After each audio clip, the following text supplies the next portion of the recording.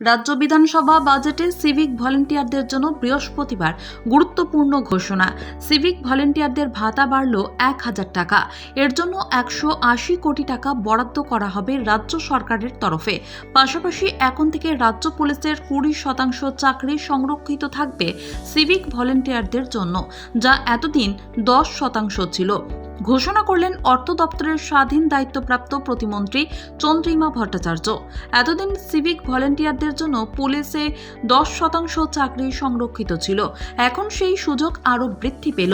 রাজ্য পুলিশে ২০% চাকরি সিভিক ভলেন্টিয়ারদের জন্য সংরক্ষিত থাকবে। বৃহস্পতিবার রাজ্য বিধানসভার বাজেট পেশ করা হয়, সেখানেই এই ঘোষণা করা হয়।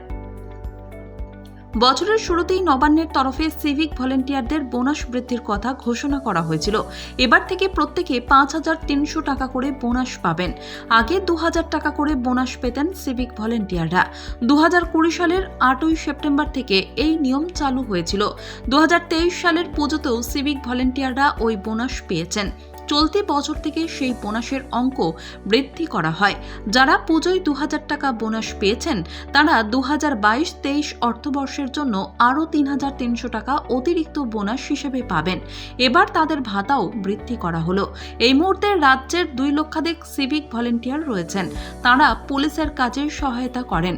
বিশেষ করে এলাকায় টহল দেওয়া, ট্রাফিক সামলানোর কাজ মূলত এখন সিভিক ভলেন্টিয়াররাই করে থাকেন। তবে হাইকোর্টের নির্দেশে এখন আইন শৃঙ্খলা জনিত কোনো বিষয়ে সিভিক ভলেন্টিয়ারদের কাজে লাগানো যায় না।